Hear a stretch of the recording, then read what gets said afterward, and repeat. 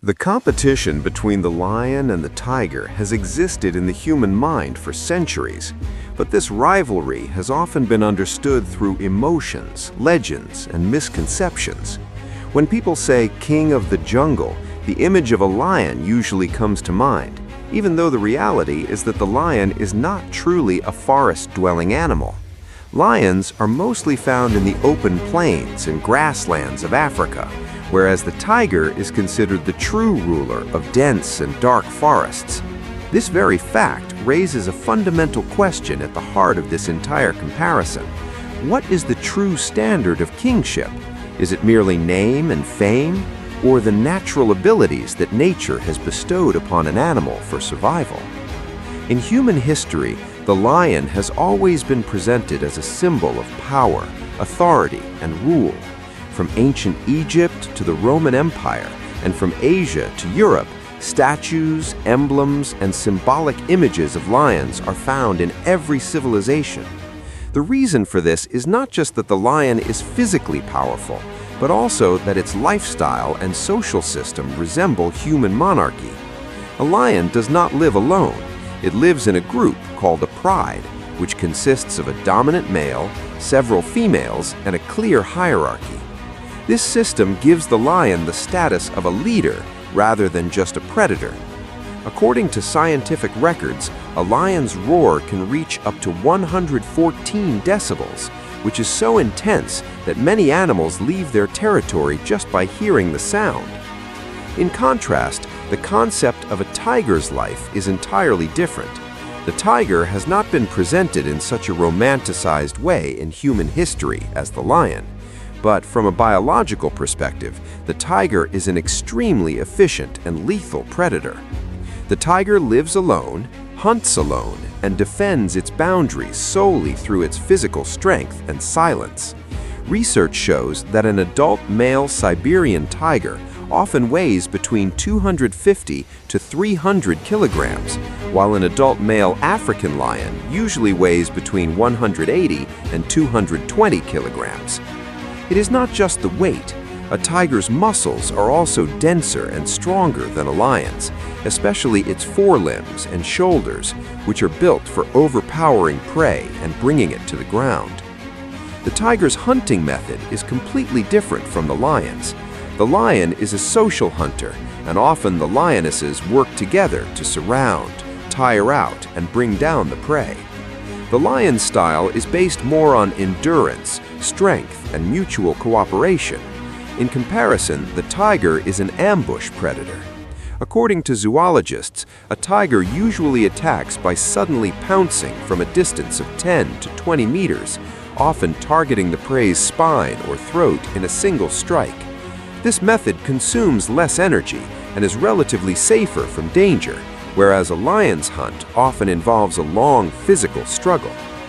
When comparing the bite force of both animals, the tiger again holds a slight advantage. According to research, the tiger's jaw grip is stronger than the lion's, allowing it to kill animals with thick bones and large frames more easily. Tigers often hunt extremely tough and heavy animals alone, whereas lions generally limit themselves to zebras, wildebeests, and buffaloes, often through group cooperation. Despite this, it is incorrect to say the lion is weak. A major aspect of the lion's strength is its psychological superiority. Living in a group grants the lion a social intelligence that the tiger does not possess. While defending its territory, a lion repeatedly fights other lions, giving it continuous practical combat experience. In contrast, a tiger rarely engages in a direct fight with another adult tiger in its lifetime. For this reason, the lion's combat skills are tested more frequently. If historical evidence is examined, there are written records from Roman arenas and the Mughal era where lions and tigers were kept in the same enclosure. If these events are viewed apart from emotional exaggeration, one reality becomes clear. These matches were never one-sided. While the tiger used its physical strength and agility to damage the lion would tire the tiger out with its endurance and aggressive nature. The outcome of these encounters always depended on the environment, whether it was an open field or a cramped space, day or night, land or water. From a scientific perspective, the concept of a king holds no real status in biology. In the system of nature, the real importance lies in the ability to adapt and survive. The lion is perfectly suited for open plains, while the tiger is made for dense forests. The nervous systems, muscle structures, and sensory abilities of both animals have evolved according to their environments. The tiger's extraordinary night vision and its striped coat make it invisible in the darkness of the forest, while the lion's golden color blends in with the grass of the open plains. If the physical structures of the lion and the tiger are examined in depth, it becomes clear that both animals represent different concepts of power. The lion's body consists of a relatively broad, strong chest and a powerful neck, which provides it an advantage in head-on combat. The thick mane around its neck is not just for aesthetic beauty, but also serves as a natural shield, providing partial protection to the neck and vital arteries during an attack. According to experts, this very mane gives the lion an additional defensive advantage in fights with other lions, especially when the struggle is focused on the neck or throat. In contrast, the tiger's body is longer, more flexible, and packed with muscles. Extraordinary flexibility is found in the tiger's spine, which helps it make long leaps and change direction suddenly. The tiger's front paws are extremely powerful, and their grip is so strong that it can bring down prey in a matter of moments. According to scientific research, a tiger is capable of exerting nearly 500 kilograms of pressure with its front paws, making it extremely dangerous. This is why most of the tiger's attacks are not from the front, but from the sides or the back, where the prey has no chance to recover. Significant differences are also found in the sensory abilities of both animals.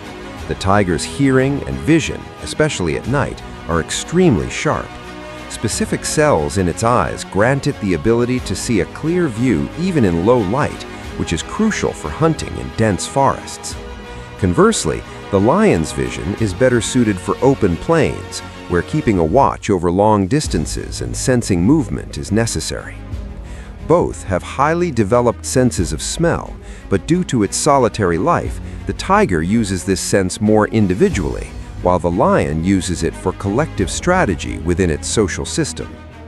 In terms of behavior, the lion's confidence and aggression are prominent. A lion often repels animals entering its territory just through its presence and roar.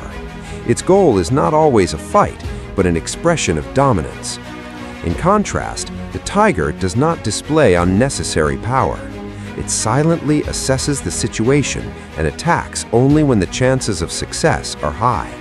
This is why tiger attacks are generally sudden and decisive. If the capacity to endure injuries in both animals is examined, an interesting difference emerges. Since the lion frequently fights other lions, its body is accustomed to sustaining wounds and continuing the fight despite them. Many studies have shown that the number of old wounds and scars on a lion's body is higher compared to a tiger, which is evidence that the lion lives in a more social and confrontational environment. Since the tiger mostly avoids unnecessary combat, there are fewer wounds on its body, but when it does fight, it fights with full intensity. The pressure of the natural environment has also deeply influenced the psychology of both animals.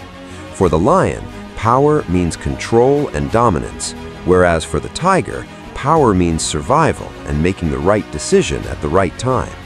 This is why the lion often walks openly, announcing its presence, while the tiger mostly moves in the shadows of bushes and trees. These characteristics are a direct result of their environment, not proof of one's superiority over the other.